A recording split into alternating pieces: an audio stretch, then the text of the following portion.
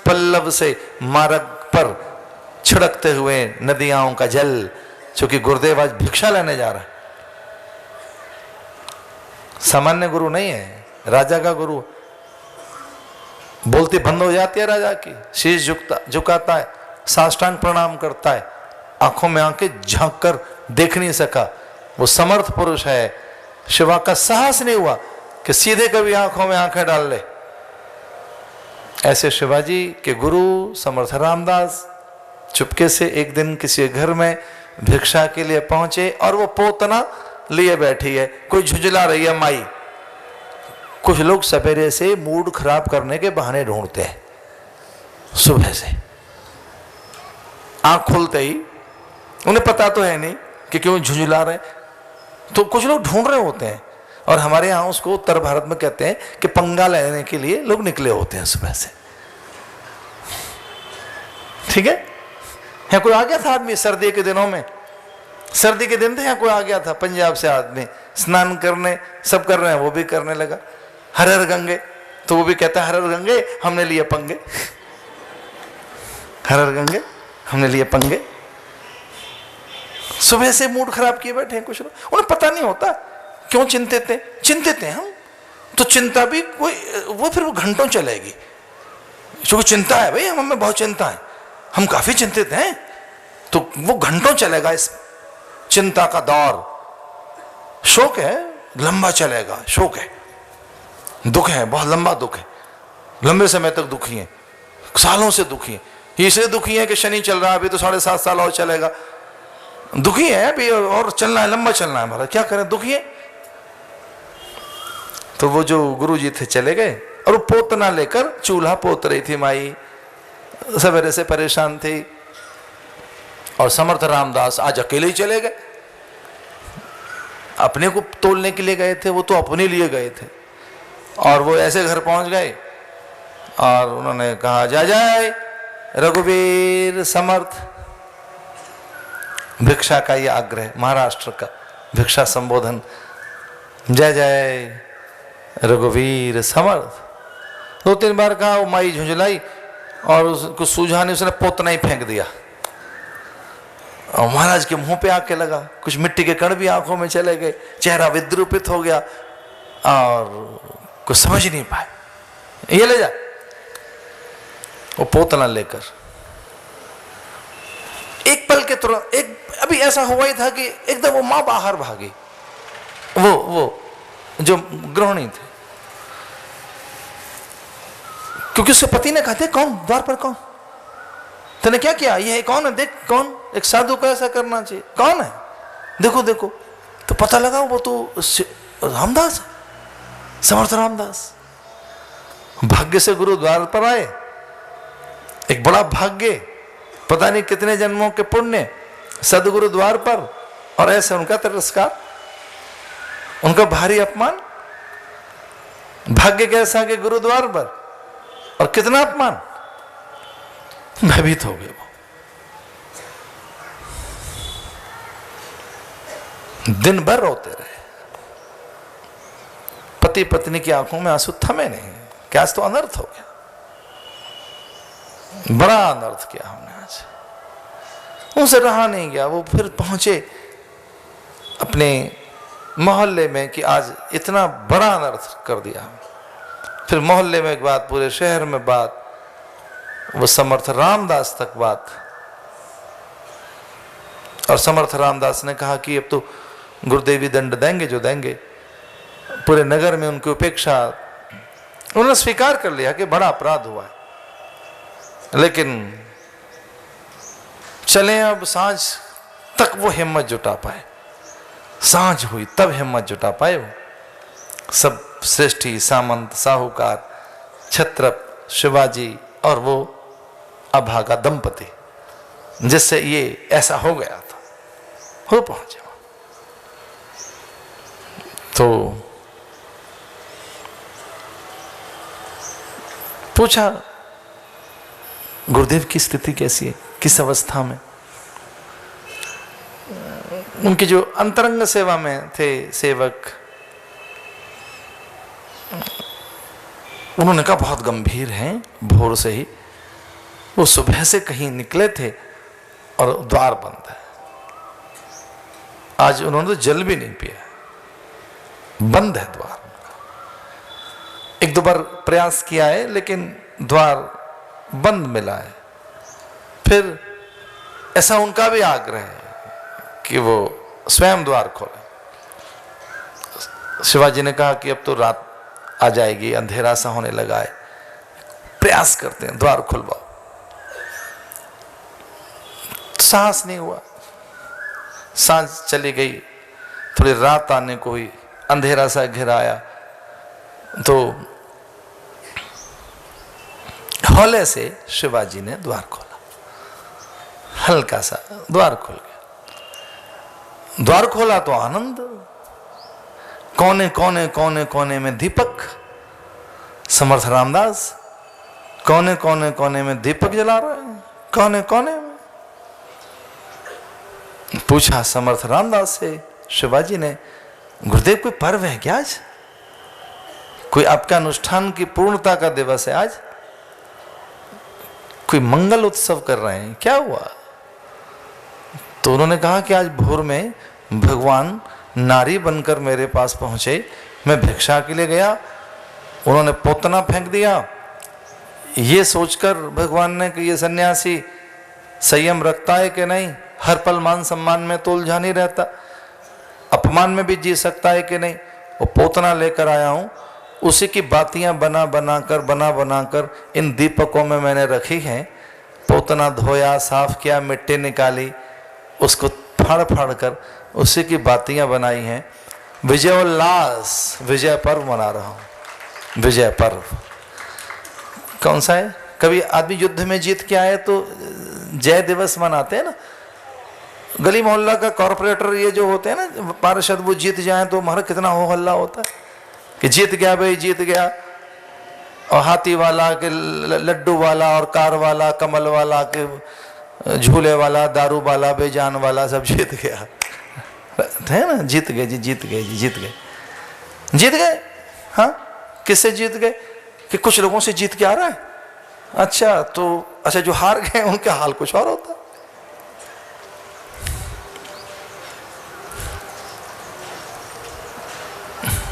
माथे पर चुम्बन जड़ दिया गुरुदेव ने उस बिलखते हुए व्यक्ति के और उसे प्रणाम किया, उस स्त्री को, कि वो एक स्वयं ऐसा संकल्प लेकर निकला था कि आज मैंने थोड़ा अपने अंतःकरण को समझना। अकेले में जाकर मन के लिए, जरा मन समझने के लिए कि एक सन्यासी मन कैसा होना चाहिए। मुझे पता नहीं था कि वो सवेरे सुबह ही पाठ मिल जाएगा, होमवर्क सुबह ही मिल जाएगा, मुझे इतना मुझे नहीं पता था। मैं तो ऐसे निकला था, पर हाँ मैं सजग था, चौकन्ना था, क्योंकि आज मुझे अकेले जाना था और अपने सन्यास को समझना था। मुझे अकेले निकलना था और जरा मुझे समझना था स्वयं को। भीड़ में जाता तो न कोई अवसर मिलता, एकांत में जाकर अवसर मिल गया और ठीक चल रहा है, प्रयास करूंगा और ठीक करने का। कहने लगे थोड़ा उस समय तो झुंझलाहट थी, फिर वो थोड़ी कम हुई और उसके बाद में लगा कि कोई बड़ा संकेत है, संयम को तोलने के लिए संकेत है। कहां कहां हम जुड़े रहते हैं। अच्छा, जहां जहां जुड़े रहते हैं वो व्यर्थ में जुड़े हुए हैं कई जगह, तो कई बार तो। मैं कभी संसार की निंदा नहीं करता, ध्यान रखना, मैं भौतिकता की निंदा नहीं कर रहा हूं, कभी मैंने निंदा नहीं की भौतिकी उत्कर्ष की, कभी नहीं। मैंने अर्थ की आज तक निंदा नहीं की है, कभी नहीं। पर मैं कहता हूं हर पल कहां जुड़े हैं वो देखो, हर पल कहां जुड़े हो। हम दूसरी बात शुरू करते हैं जो बड़ी महत्वपूर्ण है। अगर हम व्यर्थ में जुड़े हुए हैं और कुछ सृजन हमारे आसपास नहीं है, कुछ नूतन नवाचार, नूतनता हमारे पास नहीं है, सृजनशीलता हमारे पास नहीं है, कुछ क्रिएटिविटी हमारे पास नहीं है, तो वैसा ही मन हो जाएगा, ये बुद्धू और बासी हो जाएगा। इसे कुछ नया करने का न तो आपने कभी इसे अभ्यासी बनाया है, न इसे आपने कोई उत्साहित किया है, और ना आप कोई वैसी उस तरह की तैयारी में रहते हो। तो एक और शब्द है, उसका नाम है सृजनशीलता। ये कुछ न कुछ सृजन करता रहता है, कुछ न कुछ यहाँ पक रहा है, कुछ न कुछ बुना जा रहा है, कुछ ना कुछ एक नई सृष्टि का निर्माण रोज हो रहा है, कुछ ना कुछ उत्पादन हो रहा है ना, कुछ ना कुछ तो पैदा कर ही रहे हैं भीतर, सोच सोच के कुछ ना कुछ तो एक सोच बनी रही है, कुछ ना कुछ तो हो ही रहा है।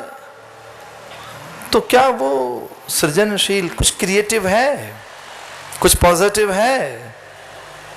अगर वो सकारात्मक है और वो कहीं सृजन है, ऐसा मंगल सृजन जो उपयोगी हो, उत्पादक हो, कोई उसमें उत्पादकता हो, जिसमें कोई बड़ा हित छुपा हो स्वयं का और दूसरों का, तब तो ये करो, नहीं तो विचारों की चक्की बंद करो, कुछ बंद करो।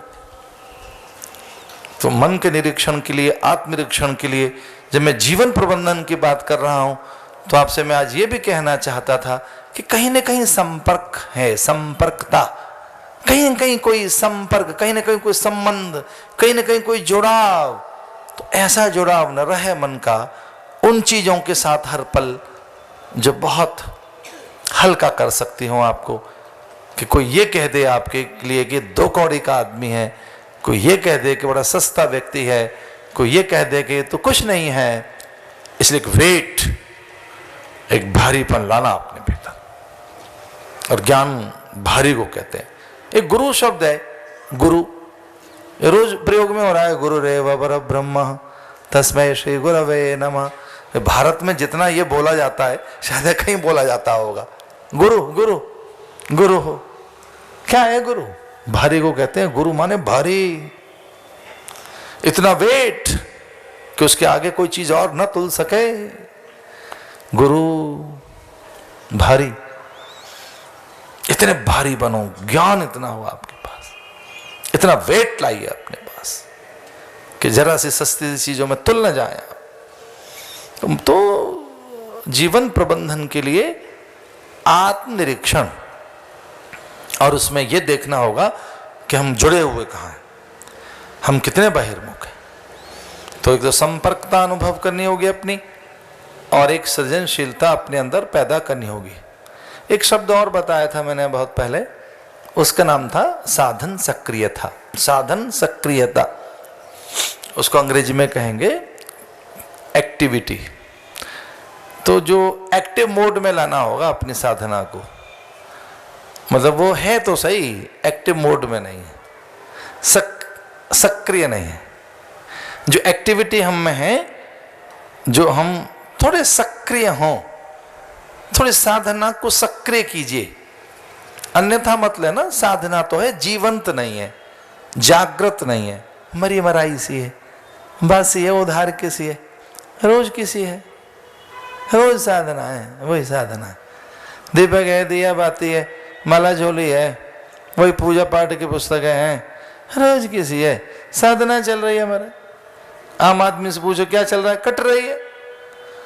ऐसे साधकों से पूछो साधना में चल रही है, अच्छा बस चल रही है। साधना में तो उल्लास आना चाहिए, साधना में सक्रियता क्यों नहीं है? नव सृजन, साधना को भी नवीनता दो। कोई ये नहीं कि गुरु मंत्र रोज बदलना है कि आज ये करना है, कल परसों ये करना है ना।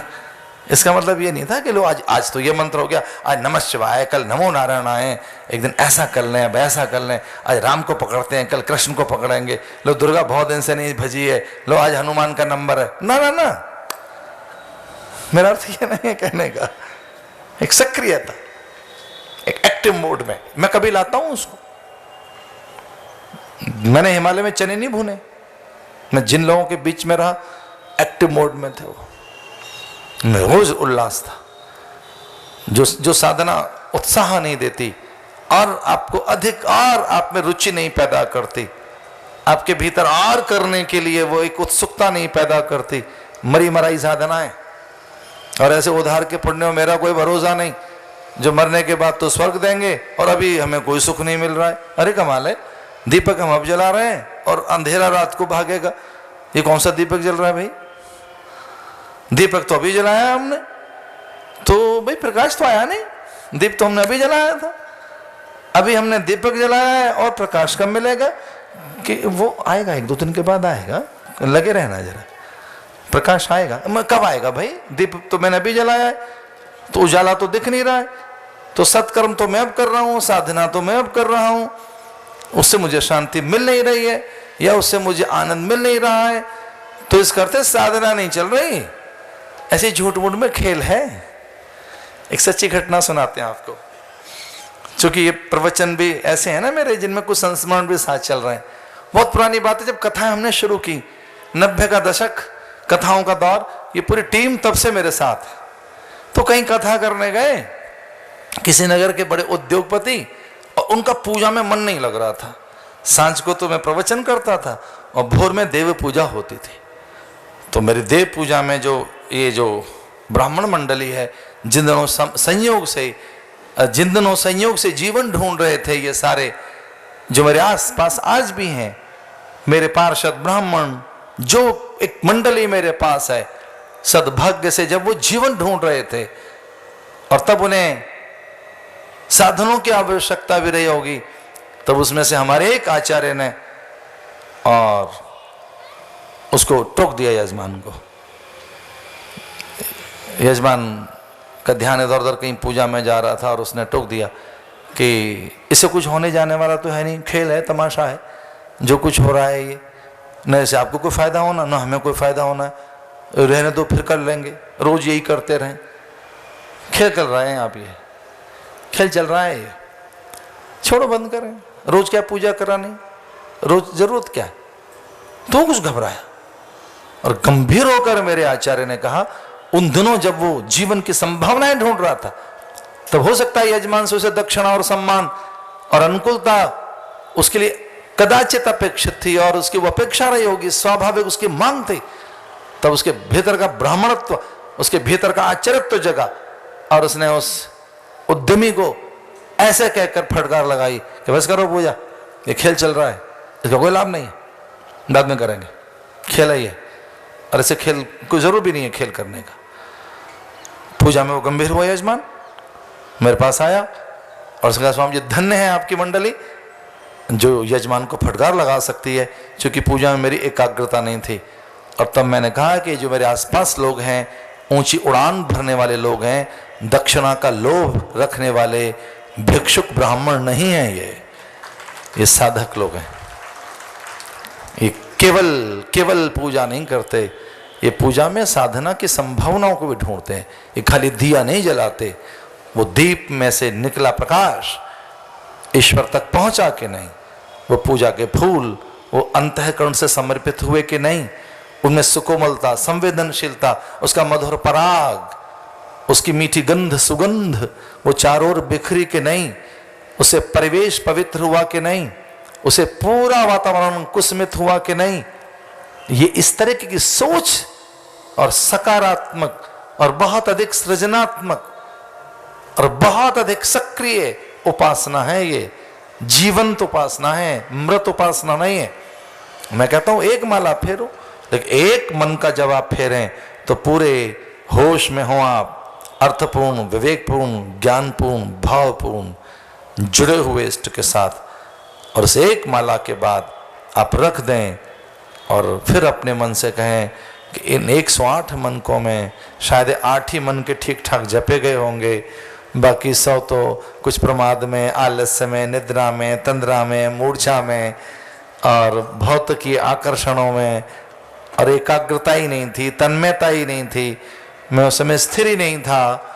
और जब कोई पूछे कि कितना जप हुआ, तब आप उनसे कहें कि 108 मन के की एक माला की तो है, लेकिन शायद वो 8 बार ही हुआ होगा, बाकी 100 तो मन के फेरे गए हैं, बस खाली वो पलटे गए हैं। बस जिस दिन इतनी एक सक्रियता आप में रहे साधना के लिए, तो मैं निवेदन ये करना चाह रहा था आपसे कि जो कुछ आप कर रहे हैं उसे साथ साथ उसका परीक्षण भी करिए ना, निग्रह करिए। बालक है, डांट डपट नहीं होगी तो उद्दंड हो सकता है। हमारी संस्कृति कहती है लालन, पालन और ताड़न। अरे कभी ताड़न भी होना चाहिए। मन को समझाइए क्या कर रहे हो, कोई लक्ष्य कोई स्थापित करो, कोई एक को तो आपको कोई लक्ष्य बनाना ही होगा कि ये पाना है आपको। हमारे पूज्य स्वामी जी कह रहे थे कि किस लिए है भाई जीवन, किस लिए कर रहे हो ये? तो साधना में इतनी सजगता रखनी होगी कि जो किया जा रहा है वो सही हो, और जहां संपर्क है, जहां संबंध है, वहां से क्या क्या ले रहे हैं, कांटे चुन रहे हैं कि फूल, क्या ले रहे हैं। पुरानी बातें, मेरी एक मित्र मंडली थी उत्तरकाशी में, तो हम रोज कोई कोई चर्चा करते थे। एक दिन चर्चा मक्खी पे हुई, मक्खी पे हम चर्चा करने बैठ गए और बताया कि कभी कभी मन मक्खी की तरह से होता है। मक्खी मल और मिष्ठान में भेद करना नहीं जानते। बस मक्खी मल और मिष्ठान में भेद करना नहीं जानते। इतनी जड़ है वो, उसे ये पता ही नहीं कि वो हे पदार्थ या वो एक मिष्ठान, वो धूल और फूल दोनों पर बैठती है इकट्ठी, उसे पता नहीं। वो किसी एक अपात्र, एक मैले बर्तन पर भी भिन भिना रही है, और भैया वो महात्मा के कमंडलों के आसपास भी भिन भिना रही है।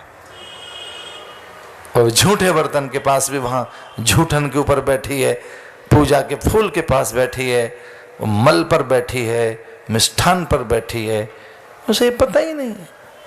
तो मन जो है कभी वो मक्खी की तरह से है, जिसे ये पता ही नहीं है कि वो कहाँ बैठा है, इस समय कहाँ है। तो जिस दिन आप इतनी बारीकी में जी सकें कि आपका मन कहाँ बैठा है, यहां बैठे हैं आप, निकल यहां से, यहां क्या कर रहे हैं, यहां से मिलना क्या है। तो जिस दिन मन को आप निकाल सके, पूरे मन को, और कुछ देर के लिए अपने पास रख सकें, उससे विषय छीन सकें पूरे, और विषय में ही रहना चाहता है तो कोई अच्छा विषय दे सकें, तब अपनी डायरी में पहले पन्ने पे लिखना कि अब साधना की शुरुआत हो रही है। फिर डायरी निकालना, ठीक है, उसके पहले पन्ने पे लिखना कि हाँ, अब मैं साधना की दिशा में अब मेरे प्रयास आरंभ हो रहे हैं, कि मैं ये जान पा रहा हूं, हम ये समझ सके कि हम बहुत देर तक कहां जुड़े हुए, और जहां जुड़े हैं वो ठीक नहीं। तो जिस दिन ऐसा कर सके हम, उसके लिए ज्ञान चाहिए, बड़ा ज्ञान चाहिए, उसके लिए बड़ा संयम चाहिए, बड़ा संयम चाहिए, उसके लिए बहुत बड़ी एकाग्रता चाहिए आपको, उसके लिए बहुत बारीकियां आपके आसपास हों कि आप निकाल के ला सके मन को वहां से जहां उसे नहीं रहना चाहिए। मैंने कल बात विचारों की कही कि विचारों में ताजगी लाओ, स्फूर्ति लाओ, नवविचार लाइए। आज मैंने ये कहा कि कहाँ मन है उसे निकालिए। 3 शब्द बहुत पुराने हैं, ये मैंने पहले कार्यकर्ताओं कहे थे, एक्टिविटी, क्रिएटिविटी, कनेक्टिविटी। ये बहुत पुराने शब्द हैं मेरे, एक्टिविटी, क्रिएटिविटी, कनेक्टिविटी। हम देखें कहाँ है, जो सक्रियता है किस ओर है, संपर्कता किस ओर है, कुछ रचना किस तरह की कर रहे हैं, दिन भर में क्या पकाया आज मन ने, क्या हाथ लगा, लुब्बो लुभाओ, क्या हाथ लगा, क्या हो के जिए आज। ये पूरा जो दिन गया वो सच में कुछ हुआ उस, कि बस इंद्रियों के बहकावे में और मन बुद्धि के छलावे में और यूं ही लगे रहे, या कुछ हाथ भी लगा।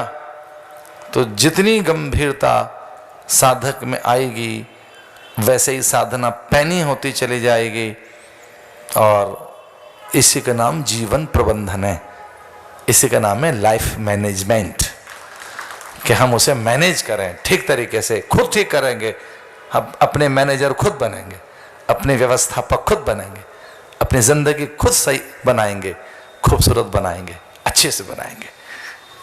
और उस समय फुर्र से उड़ गई थी ये, तब एक बड़ी सुंदर सी किसी के भाव है। दरअसल में कोई एक बहुत बड़ा गजलकार है, उसने कोई गजल लिखी, उस पर फिर मैंने कुछ अपने मन की बातें लिखी हैं कि ये फुर्र से उस समय उड़ती थी, फुर्र से उड़ती थी उस समय, पास कई बार देखा इसको जाकर, और बड़ी सुंदर सी थी, और कोशिश की नज़दीक से देखने की, कभी देख नहीं सके। पर एक दिन फिर एक दिन बड़ी थकी सी, परेशान सी आकर पास बैठी थी, तब इसके माथे पर चांद का झूमर और वो खुशबू, वो तेज रफ्तार नहीं थी, फिर थकी हारी सी थी, झुर्रियाँ इसके आसपास थी, थकान लकुटी हाथ में, टूटे सपने। और फिर पूछा था इससे कि तू कौन है? तब इसने रोते हुए कहा था कि मैं हूँ जिंदगी। तब इसने कहा था कि मैं हूँ, मैं लाइफ हूँ। तो तब आप इससे पूछेंगे जब थकी थकाई हो, तब आप इससे मिलें जब इसके सपने टूट गए हों, तब आप इसे देखें जब कुछ करने की स्थिति में आप न रहें, तब कहीं आपके हाथ आए आपकी रफ्तार। उससे पहले अभी अच्छा साधना के लिए कोई उम्र है क्या? एक तो कोई माता मुझसे उलझ गई थी, मेरा लंबा समय एक नगर में बीता, और एक कोई माँ मुझसे आई, बोली हमारा बच्चा नहीं मानता है और बड़ा जिद्दी सा है। तो मैंने कहा एक दिन लाओ मेरे पास। वो संयोग से बच्चा मेरे पास आ गया, फिर वो बहुत देर तक मेरे पास रहने लगा। मैं समझ नहीं पाई मेरी बात, तो लड़ने मुझसे आ गई और कहने लगी महाराज ये बच्चा हमेशा आपके पास बैठा रहता है, इसका ध्यान उधर उधर, बाबा जी ना बन जाए, तो ये कोई उम्र है, आप इसे क्या सिखा रहे हो? तो मैंने कहा मैं तो कुछ नहीं सिखा रहा हूँ, ये सच्ची घटना। उसने कहा महाराज ये उम्र है कोई जो आप इसे बताना चाह रहे हो? मैंने कहा नहीं, वो मैं तो कुछ नहीं बता रहा हूँ, लेकिन हाँ ये उम्र नहीं है इसकी कुछ अच्छा करने की, ये तो मैं भी जानता हूँ, पर वो आपने शुरू कर दिया क्या जो आपको करना चाहिए जिस उम्र में? तो मैंने कहा आपने तो शुरू कर दिया होगा ना जो मैं इसे सिखाना चाहता हूँ, यद्यपि ऐसा कुछ है नहीं, पर जो मैं इसे बताना चाहता हूँ वो अध्यात्म, वो भगवत भजन, तो इसकी तो उम्र है नहीं, पर आपकी शुरू हुई है कि नहीं? तो वो फिर मैं उसे लज्जित भी नहीं करना चाहता था, और बाद में मेरा उसका सुलह सफाया भी हो गया और वो बालक भी उसका मान गया, क्योंकि वो सच में एक अति में जीने वाला बालक था। पहले बड़ा उद्यमी था और फिर बहुत आध्यात्मिक हो गया। कुछ लोग एक अति में जीते हैं ना, कभी कभी एक अति में रहते हैं कुछ लोग, तो वो फिर ऐसा भी हो गया। तो इतनी अति में भी अपने मन को मत ले जाना कि लो हम तो साधक हो गए और अब हम ऐसे साधक हो गए, तो कहीं अपने में तिलस्म पैदा कर लो, हम साधक हो गए ना, अब तो हम साधक हैं, हम बहुत गंभीर साधक हैं। तो आपकी और भी चीजें, यानी कहीं एबनॉर्मल नहीं करना चाहते हम, आपको सामान्य रहें, दिखे नहीं किसी को, साधना की सक्रियता भनक न लगे किसी को कि आप में कोई एक गंभीरता पैदा हुई है, किसी को कानों कान न पता लगे कि अब आप अपनी उदारता जगा रहे हैं और आप में एक कोई साधन के लिए एक सक्रियता, गंभीरता, पवित्रता और उच्च लक्ष्य की प्राप्ति के लिए एक तीव्रता आप में पैदा हुई है।